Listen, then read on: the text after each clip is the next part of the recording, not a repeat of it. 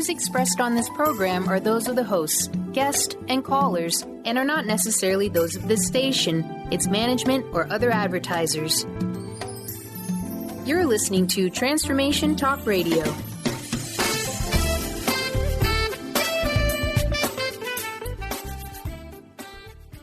Hi, welcome. This is Dr. John DeMartini. This is one of the most amazing and inspiring shows that you can listen into. If you want to be on the edge of your seats, if you want to open up your heart, if you want to expand your mind, and you want to meet incredible people, stay tuned because you're just about to experience a transformative radio show that will change your life. And you're listening to the Dr. Pat Show that's coming up right next. The following audio is via a Skype call. Welcome to the Dr. Pat Show. Talk radio to thrive by. Powerful, inspiring, and coming to you live, bringing you stories of people like you and me busting through and living life full out. Get ready to dare to wonder what your life would be like if you knew you could not fail. Hey, everybody. Welcome to the Dr. Pat Show. Welcome to Transformation Talk Radio, all of the above. Maitreyi Ma is joining me here today because we are talking about living love. Now, what does that mean? You know, when we think about living love in today's world, it could mean a number of different things. And here, let me just say this. As she joins me on the show today, we're going to talk about practical mysticism at its best. You know, more than just talking about love, but what is it about these practices that we can use to resolve, solve, and clarify, heal, purify, and fend off confusion, dispel error, and light the way? What is it we can learn about that? You know, I spent some time over the weekend, and Benny, I think you'll appreciate this, but you know, you have two boys, so maybe not as much. But if you spend any time with young girls, one of the things you'll find is that I guarantee you that for Halloween in this country, the most sought after costume will be Wonder Woman. There's no question about it. But why? What is it about that movie? What is it about the way it was filmed? What is it about it being directed by a woman? What is it about the character of Wonder Woman that transcends any comic book, anything that has ever been done before? Dare they say that they introduced love and associated it with power, self-power, and all of the above in healing? Did they do that in a movie that's grossing almost $1 billion? Did they do that? Well, they did. But, you know, when we talk about those of us that have been here, Maitreyi Ma is one of them, that has been here on the planet, speaking these words, you know, bringing us into full expression. Do we still doubt, even today, the healing power of love for everything? I'm hoping that after this show today, maybe we have a different perspective. Maitreyi, welcome to the show. Thank you, Pat. Didn't mean to introduce a little pop culture into the conversation today. It's great. It's very relevant. It is so relevant that, and this is why I was so eager to talk with you. It is so relevant that when they did the reviews on the movie, they didn't want to talk about it. They didn't want to talk about the energy and the vibration.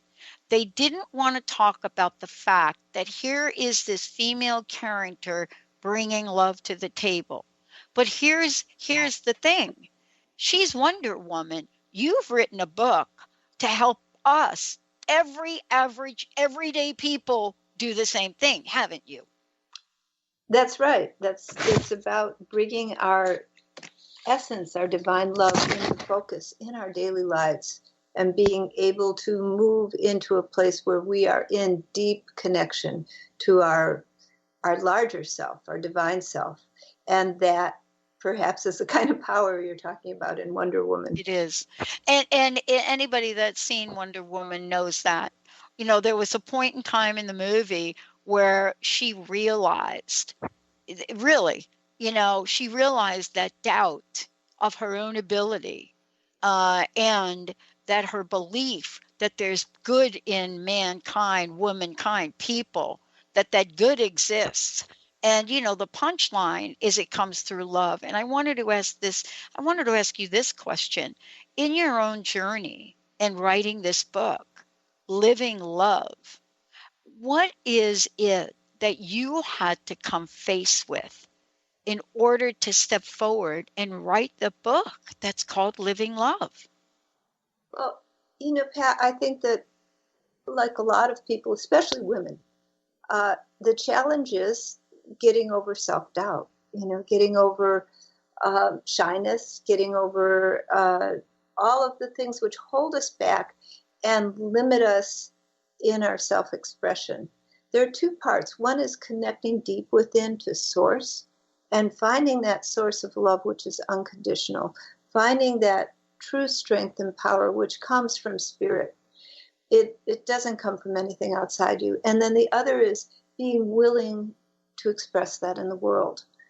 And so for me, I think the challenge, not in just writing the book, but in what I've been doing for a number of years in giving the talks that the book is from, has been to emerge from my own sense of limited self and just allow myself to melt into that divine flow and allow that to express and be in the world, because that is the most wonderful thing in the world. And when anything I can do to be connected to it and to let it flow through and help others be connected to it, that's my longing.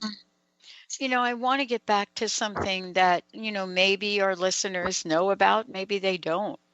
But there was a level of awareness you had as a young girl.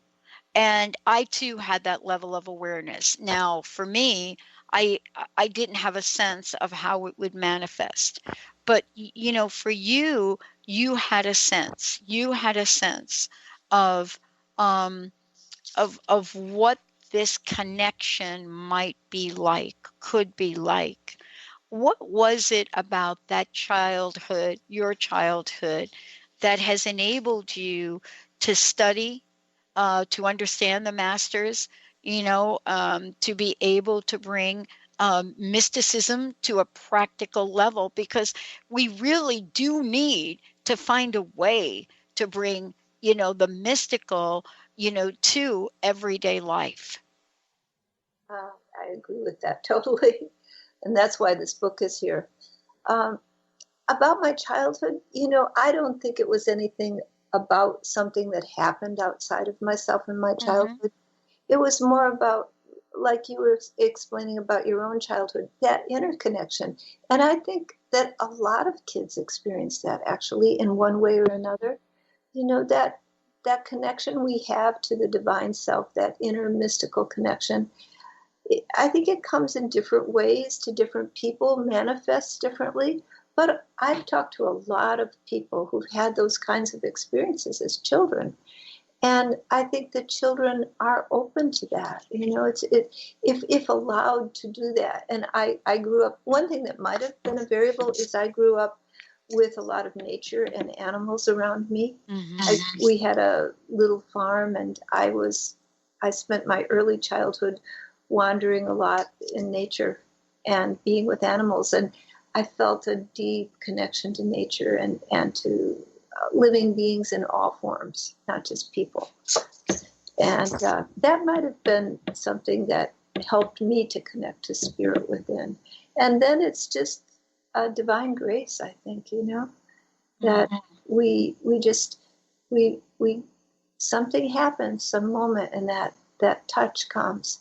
And I think it's there, if not in childhood, at some point in everyone's life. There's that moment, whether it happens in nature, whether it happens when you look into the eyes of someone you love. There's that moment where you transcend beyond all boundaries, all limitations, and you just melt into that oneness. somewhere in the book, I wrote this down. You write, each and every moment is an opportunity to know your innermost self. That to me is one of the most powerful phrases that I've read in books, but yet could be the most challenging. We're going to take a short break and we come back. And, what is it about, this book, Living Love, that helps us to be able to practice that each and every moment is an opportunity to know your innermost self. And when you get there, how do you know you've arrived? Let's take a short break, everyone. We'll be right back.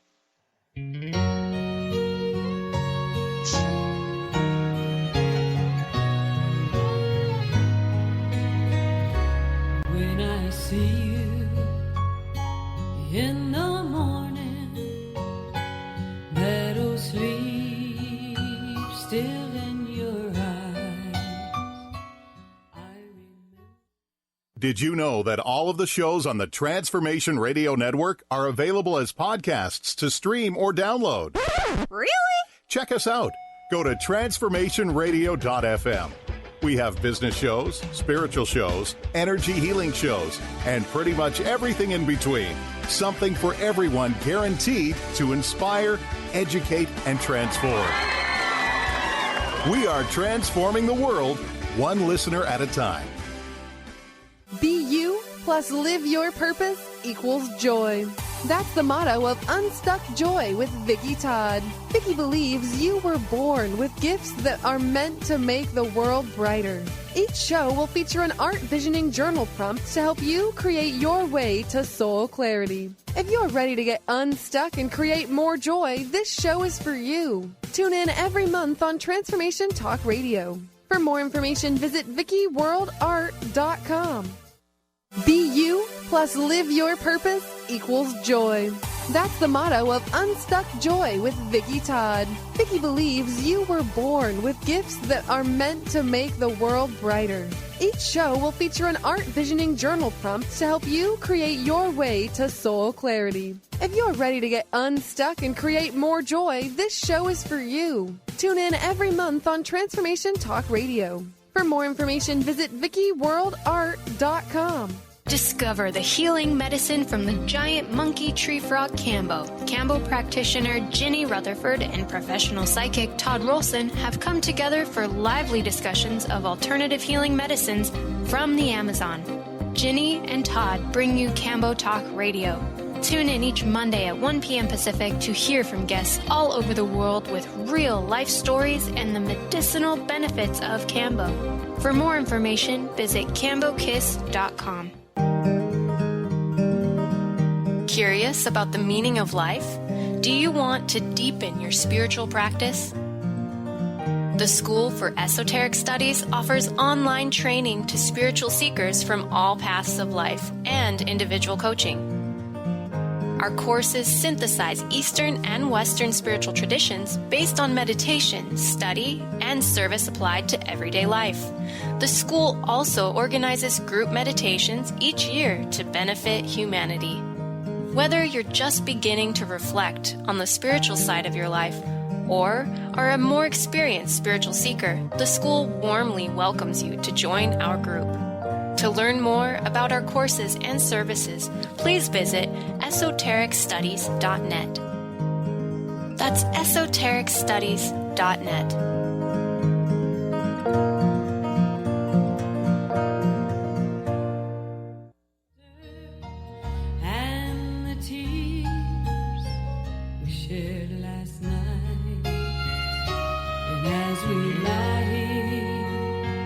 Just two shadows in the light before dawn.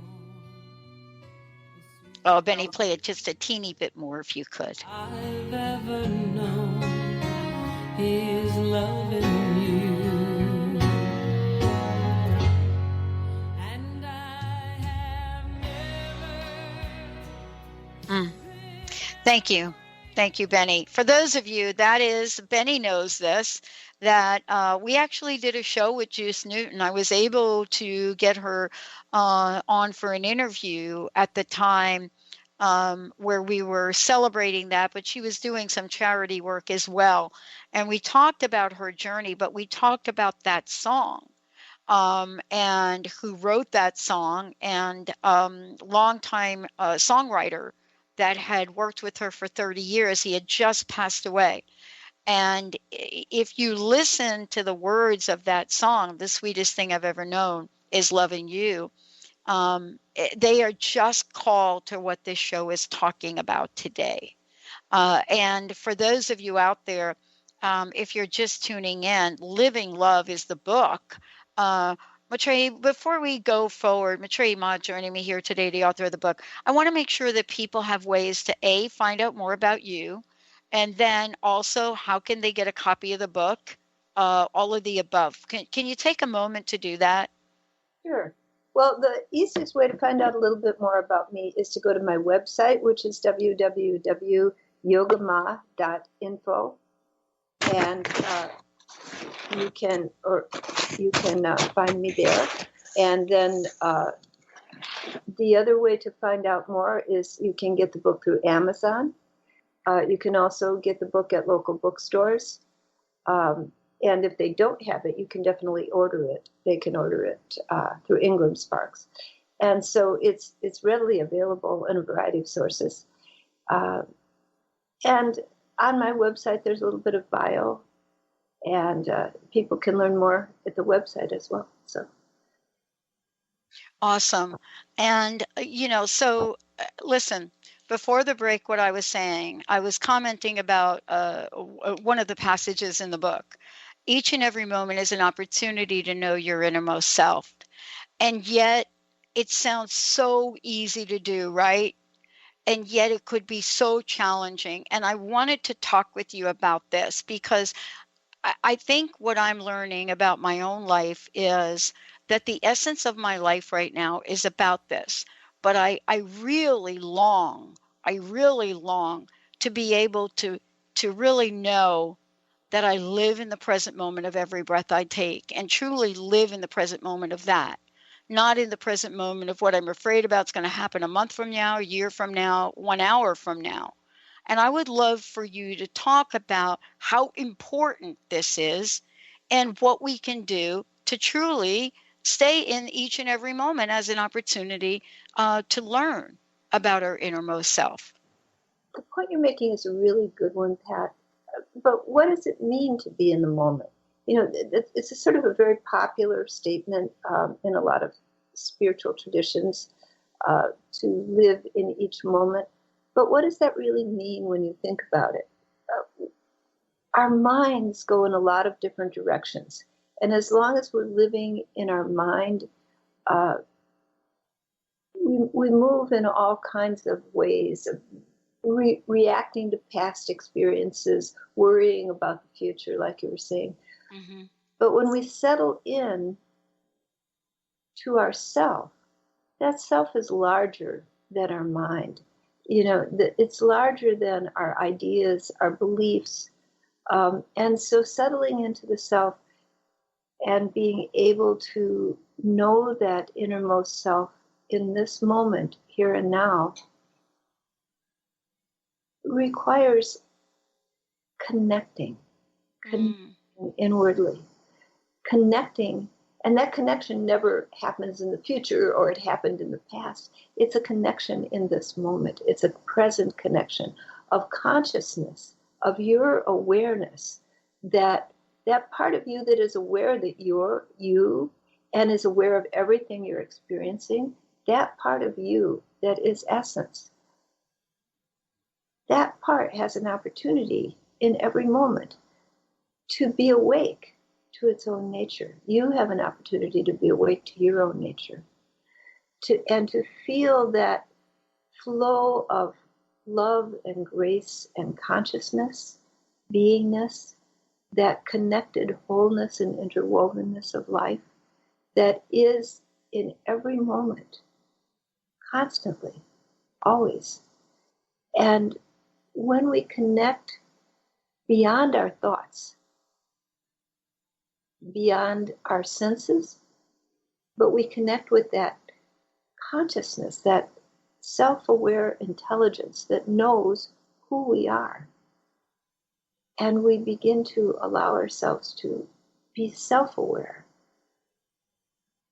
Then it opens up into a whole field of perception that is non-dual, that integrates us with everything that is, where every particle of existence, every leaf on a tree, every flower on a bush, every atom is part of one integrated whole and a part of us. And we're in everything, and everything is in us. And that consciousness, that connected wholeness, is the love that is the foundation of existence. And it's every moment there because it's our own nature. It's always with us. I wanted to ask you about the fact that timeless teachings for transformation and awakening, timeless teaching. Yeah. And I want to ask you about this part in the book, which I love talking about, by the way. I'm just going to give you a heads up. I may spend too much time talking about this, okay? I actually researched this. So, what's up with me? Living in integrity involves a clear sense of conscience. And then in this part of the book, you go on and you combine two things, that I love that you did. Compassion and truth, but I was really surprised that they were together. And here I am reading the book, right? And I'm like, okay, why did she put those together? What? So I'm reading about it, and then I turned the page, and I think I got it. And I think this is how it ties back to Wonder Woman. And now you'll see why I brought up Wonder Woman. The key to loving others is to love oneself. And compassion and truth together, wow, that is so powerful. Yet some people would say that that's an oxymoron, that they would say that, wait a minute, those things aligned. But I so get what you're trying to say. I also get that right now in the world, there's so much anger, there's so much hate, there's so much fear. And I tell you, I would love for you to talk about this as it relates to the time we live in. And don't forget what I said. Even in this time of hate and anger, we get a movie, a pop culture movie, that they had to do some retakes on to change the message to be about love. When loving kindness is applied to truthfulness, that truthfulness becomes benevolent. Without truth, without deep self-inner reflection, it's really hard to know who we are, where we stand. So truthfulness is that deep honesty we have with ourselves, which brings us into integrity, right? And when we're living in integrity, then we have this sort of connection between our inner source of being and our outer expression in the world. They begin to be in an integrity with each other. Yeah. And that's truthfulness. That's deep self-honesty. But that deep self-honesty is the term satya in Sanskrit means truth, but there's another word for truth, rita, which means literal truth. Satya means truth combined with compassion, combined with loving kindness. It's benevolent. And the deepest truth within us is love. The deepest truth is that compassion, that incredible love, that incredible divine love that is our source of being. And when you realize that is you, and that is everyone else and everything else is composed of that, then you begin to see that all the darkness and shadow, all the pain and suffering, and all the people who do harm and hurt others in the way they do things are it's not that their inherent being is bad. It's that their inherent being is the same as your inherent being. It's one being, one self. But in their lives, in their thoughts, in their actions, they've moved out of integrity with that inherent being within them. They've moved out of integrity with themselves.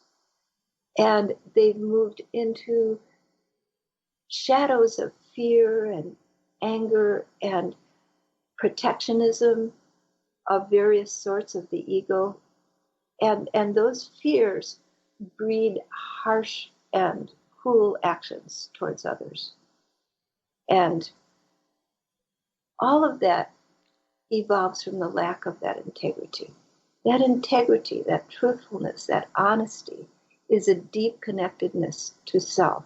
And that self, in essence, is a love, is the wholeness of love in everything, is the unity of all life, the interwoven, interconnected web of life.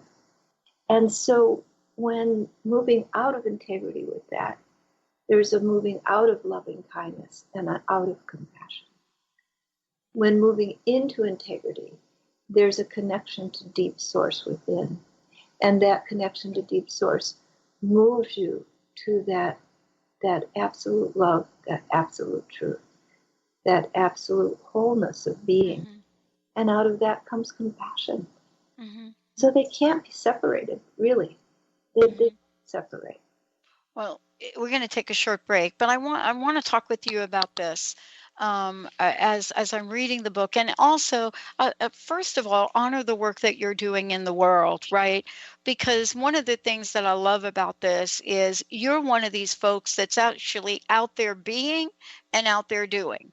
And what I mean by that is, you're out talking about the message. I was asked an interesting question about a week ago, and I was stunned by it, and I haven't acted on it. I was asked by someone who travels and talks about the knowledge book if I would put my vitae together because they're looking for people to teach. And I thought, what? Me? Why me?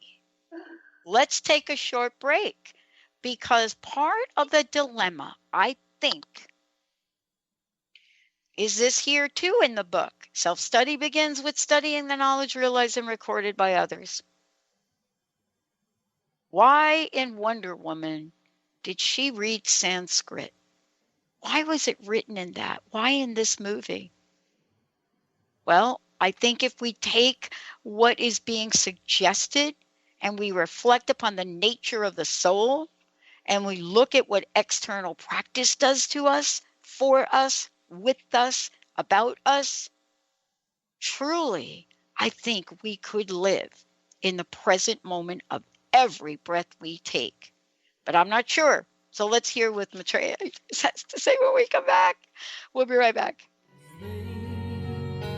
I've ever known is loving you.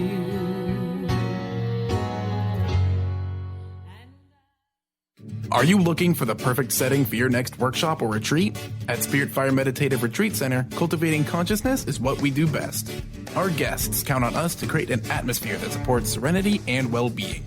We lead from the heart and create space for the mind. Freshly prepared meals designed with local and organic ingredients, 95 acres of beautiful woods and pastures, and a facility built with green in mind. This is what you'll find at Spirit Fire. For more information, visit spiritfireretreatcenter.com. Thrive is what we experience when our mind, body, and soul operate as one. When we thrive, we excel on all levels. Thrive is the mindset that matters. It is essential to our being. Have you ever found yourself looking for the instruction manual on how to thrive? You'll find everything you need to help you feel strong, powerful, and peaceful in your own body. So don't waste any more time. Visit thrivebyjen.com today. Tune in to Dynamics of Diversity Radio, scripting the new narrative for immigration with leading experts Kripa Upadhyaya and Steve Tanijo on TransformationTalkRadio.com. This show will remove the noise that often accompanies discussions on this topic and share a new perspective on the dynamics of immigration and diversity, ever reminding us that together we are all at the core of innovation, excellence, and positive change. Visit OrbitLawPLLC.com for upcoming topics. Have you been seeing numbers like 111 and 222 everywhere you go? Do you feel that the universe may be trying to get your attention, perhaps offering a message of some sort? As it turns out, numerical patterns and certain types of geometry form the very fabric of our reality, from cells under a microscope to the astronomy of our night sky. At Stellar Reflections, we offer special sessions which tap into these patterns, designed specifically to support you on your journey. The 111 and 222 activations are sessions activating new patterns in your energy field, which in turn can help you create new patterns in your life. After just one session with a practitioner, either in person or via distance, clients report gaining greater clarity, becoming more intuitive, and honoring their inner truth as they move forward in their lives. Curious about what these transformational sessions might do for you? Call 425-999-9836 or visit stellarreflections.com. That's stellarreflections.com. When your body is awakened, your spirit comes alive. Dana Canetto is a transformational guide, embodiment coach, and spiritual mentor assisting women in realigning with their truth and embodying who they are by connecting to the wisdom of their body. Tune in every month on Transformation Talk Radio and the Dr. Pat Show Network for Body Divinity Radio with Dana Canetto. For more information on Dana and her services, visit danacanetto.com. That's DANACANNETO.com.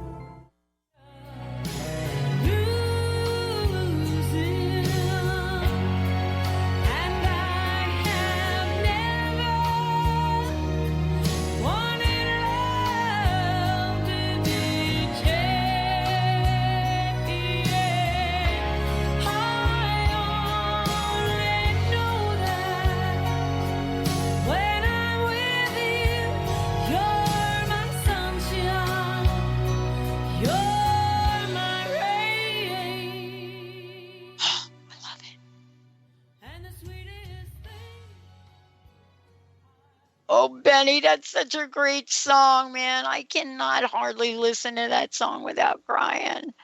I'm telling you, what up with that? Oh, wow. Again, before we continue, Living Love is the book. I want to know, for all of you out there, Maitreyi Ma joining me here today, how can folks find out more about you? For sure, traditions of yoga, all of the above, ancient teachings of yoga, which we're going to talk about today. Don't you like me when I say yoga, like with my New York accent? And then we're going to continue to talk about the book. But how can people get a copy of the book? How can they find out more about you, events, all of the above? Please, and thank you for joining us here today. Thank you, Pat. For those who want to get more information about me and what I'm doing, to see my tour schedule and where I'm talking, you can go to www.yogama.info. And for those who want to buy the book, it's available on Amazon. If you look up Living Love, the Yoga of Yama and Niyama, or look it under my name, you can find it. And also, you can get it through local bookstores. I'm about to give a talk in a few days in Portland at Renaissance Books, and they have the book. And I'm about to then talk at East West Bookshop in Seattle, and they have the book. Okay, and great. It can be found in a lot of different places. Awesome. Okay. So there are two things I want to make sure we talk about, and maybe we'll even skip the break. Before the break, I asked a question that may have sounded a little confusing. And it's because, yes, living your truth could be confusing. I know, maybe it's just me. Maybe it's me. Maybe Benny's got it all. I know Benny knows how to do that. But maybe it's just me. From time to time in my life, I'm a little older than Benny. But I've had a tough time with this. I've had a tough time. And you have beautifully laid out in this part of the book. I mean, honestly, I got more underlines in here than I think what I even have time to talk with you about. But more importantly, living our truth is also related to living yoga. And so that was my question. It's this idea of be who you are, what you are here and now, and love yourself for your own divine expression is right from your book on page 106. And that is my new mantra. Be who you are, what you are here and now, and love yourself for your own divine expression. Help me with that. Help me do it 24/7, okay? Sorry. It's really the basis. It's a foundation. And I hear that that's been a big part of your journey, is finding that place. And it is really important, because how can we love others if we can't love ourselves? So we need to begin with ourselves. Practicing loving kindness, practicing compassion towards ourselves. And when you can love yourself really deeply, you can accept your anger, you can accept your pain, you can accept your failures, then it becomes so much easier to be with the pain of other people, the struggles that other people have with their limitations, with their downfalls, with their anger, with their sorrow, with their grief. If you can't accept these things in yourself, how can you accept them in others? So part of really being connected is to really accept yourself fully, and then to practice loving kindness towards yourself. Because when you can do that, then you become able to be with what is in the world with kindness, with compassion. You become able to listen to a person in need and not get overwhelmed, not go into judgment, not go into in some way diminishing that person and subtly harming them, because you can't accept their struggle, because you can't accept that struggle inside yourself. So learning to have that deep compassion and love and accept ourselves fully for who we are is the starting point, the basis. And that comes again, that helps to put us in integrity, which brings us into honesty with ourselves and brings us into connection to our divine source. And when we do this, this is what yoga is about. Yoga, the word yoga, a lot of people, when you think of yoga, you think of yoga classes, right? Yeah. But 21 million people do yoga. So we all go to yoga classes, right? So we think yoga is a physical exercise, but it's not. Yoga is a very ancient philosophical system of knowledge that actually it's the source of Hinduism, Buddhism, and Jainism. So three major world religions have evolved out of yoga. And yoga, the word yoga means to yoke. It means to yoke your little identity self with the divine self of all. So it's that yoking of your little self to the divine, that connection, that deep connectedness. That's yoga. And out of that has come an amazing and profound philosophy, thousands and thousands of years old, that evolved these world religions. And part of yoga isn't just a philosophy, an idea to think about. It's a connected, these ancient teachers made a whole system of connecting with yourself, connecting with your own inner being, and knowing who you are.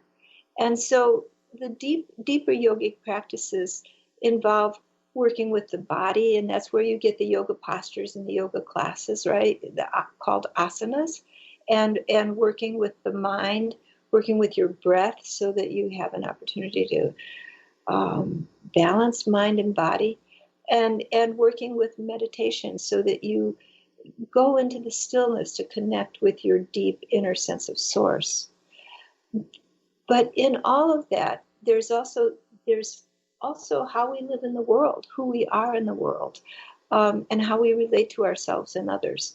And for that part of yoga, there are foundational principles. They're called yama and niyama. And these are the foundational principles that of Ashtanga Yoga, the 8-limbed path of yoga, that are considered a basic practices which people need to have some proficiency at in order to be able to meditate, in order to be able to connect to deep source within, and to find that stillness within and that love within. There needs to be a reflection in our lives of that. If there isn't any reflection in our lives, we are out of integrity, we are out of harmony, and that divine connectedness, that goal of meditation becomes really hard to work with. And so the yogis of ancient times gave these principles of yama and niyama, which I've devoted a good part of this book to covering, or to covering things related to that, because they're so foundational. They are considered the foundation. It was considered in ancient times that a person needed to practice these for years before they would be given meditative practices by their teacher.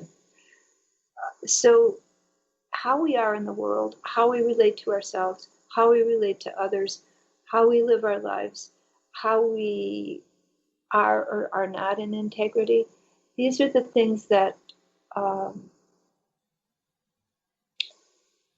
that provide that foundational base.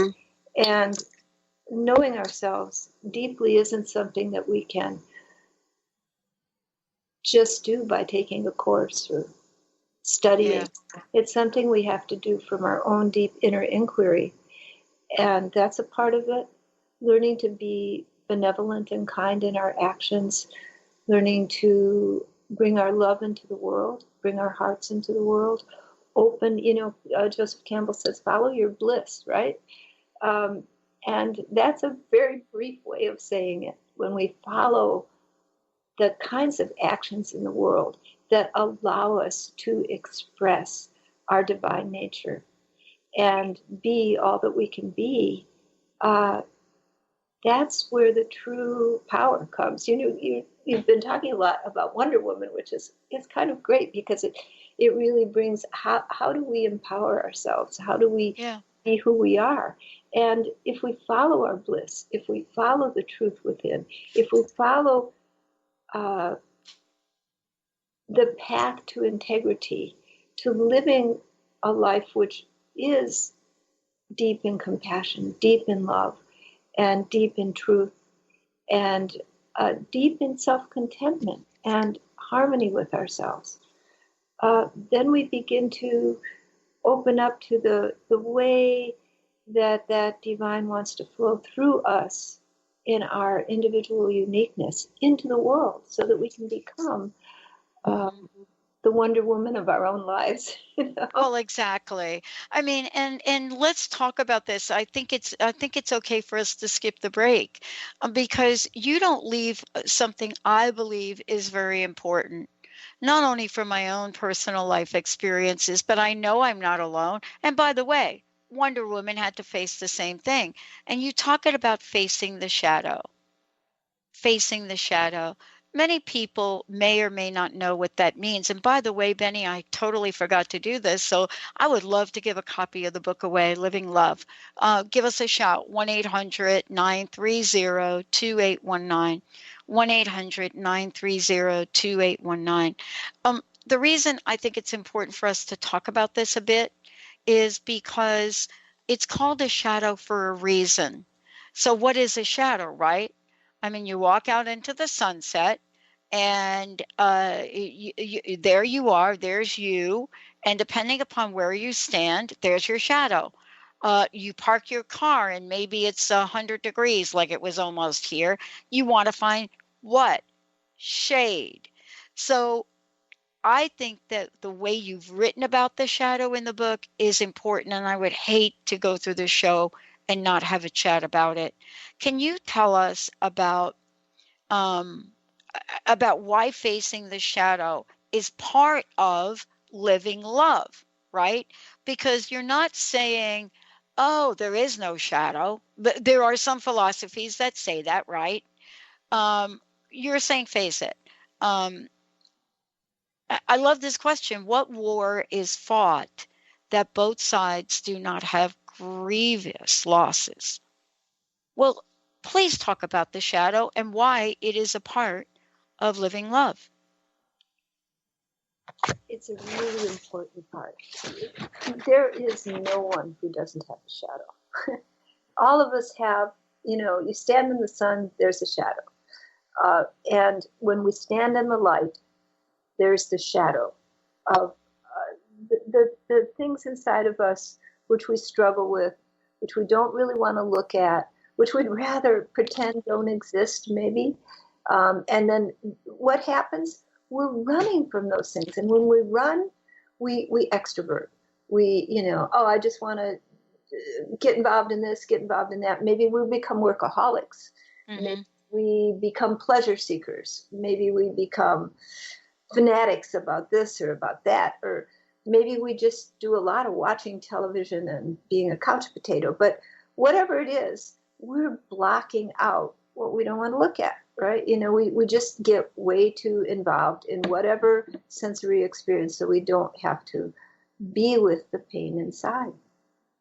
And whether it's losses, whether it's some achievement you thought you should make that you didn't, love that you would hope would be there and wasn't, whatever it is that you're holding inside, feelings of inadequacy, feelings of inability, the tendency is for a lot of people to just deny those feelings, deny all of that, and run. And the thing about yoga is to really practice yoga, to practice that connectedness to your divine self, to your innermost self. You can't run. It's standing still, taking a deep breath, and sinking in. And when you sink in, what's the first thing that's there? The shadow, right? Mm-hmm. Things Right. that you didn't want to look at, all the things that you really didn't want to deal with, all the issues that you had thought you were over because you haven't been looking at them. That's the first thing you run into, right? Bam, there you are. And you'd like to get to love and light and connectedness and the wholeness of being and all the good things all the people talk about. But gee, there you are, faced with you, faced with the sides of you you'd rather not see. Mm-hmm. And what do you do then? And that's where living love comes in. That's where having honesty with yourself, tempered with incredible compassion, is necessary. That's where loving yourself in all of the pain and sorrow and struggles of your life, as well as all the wonderful things you've done and all the accomplishments you've made, loving the shadow, loving the dark side as well. And then when you recognize that you can love that side of yourself, that you can embrace that side of yourself, that you can embrace the angry man within you, you can embrace the frightened woman within you, you can embrace the losses and the pain and hold it and just be with it, that you can embrace all of the shadowy sides of yourself and be with the pain as well as with what you've done right and what's been joyous. When you can do that, you gain a kind of connectedness to yourself.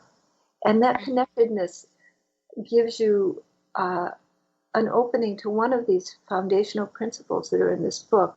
It's called santosha. It's contentment. Being able to be truly content, happy with who you are and everything that you are, all that you are. And the shadow isn't just in us individually, it's also in us collectively.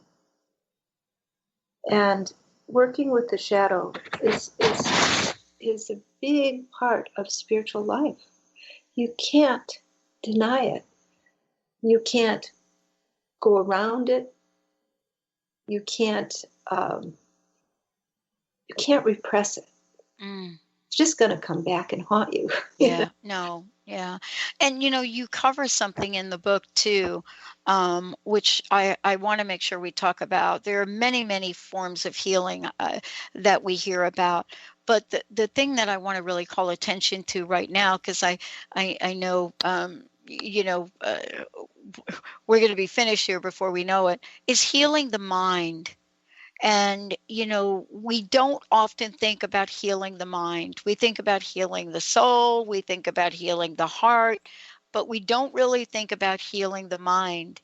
And, what you've put in here about working with the judgments of others or working with judgment, I think this is so important, because isn't this an everyday practice, healing the mind? Yes, definitely. Mm-hmm. Definitely. And we're all faced with, there's a chapter in the book that's about how it is in our social environment. And that's where we work with judgments and a lot of issues that relate to our social environment. Mm-hmm. And our minds are drawn into so many external forces and external experiences. But healing the mind is what these principles of yoga do. They're about learning to bring your life in harmony with your divine source, with your spirit, and therefore begin to heal all of these wounds in the mind and be able to live in integrity with yourself. For example, one of the principles is to not accumulate beyond your needs. Mm-hmm. Think, well, why is that important, right? But if you think about it, what happens if you're completely into getting more all the time, right? And having more. Have you ever seen these people with their rooms stacked up to the ceiling in a narrow passageway? It's got so much stuff, right? Yeah. But we do it with trying to accumulate in our bank accounts too, and whatever, we just want more stuff. But what is underlying that need for more stuff? Isn't it fear? Isn't it fear that you aren't enough as you are? And the more you rely on getting things outside of yourself to make you safe, to make you secure, to make you whole, aren't you feeding that hungry ghost? Aren't you feeding that need to, that feeling inside yourself that you're not enough, that you aren't okay as you are? You're feeding those fears. And those fears are making you grasp for more. I got to have more. I got to have more because I'm not safe. I'm not okay. I'm not okay as I am. Right? And so this isn't just about, I'm a good person if I don't accumulate things. This is about a deep psychology of how we relate to ourselves. And so all of these principles that yoga has put forward are about this deep psychology of how we relate to ourselves in a healthy way, as opposed to ways that bring us into, that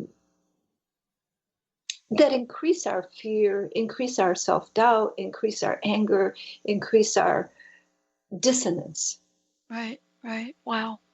Wow. Thank you so much for today. I cannot believe how quickly this has gone by.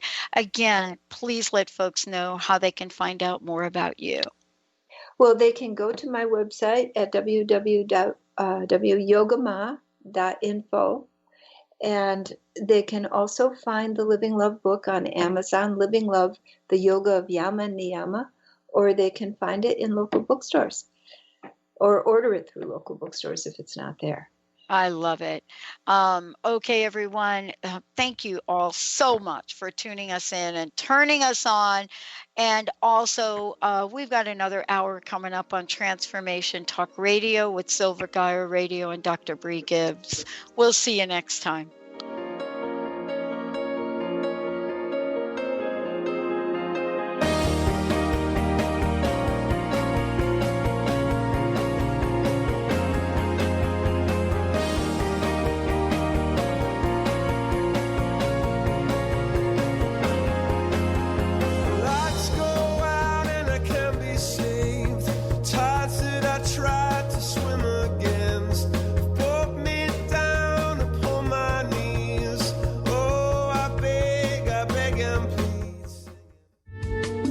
preceding audio was via a Skype call.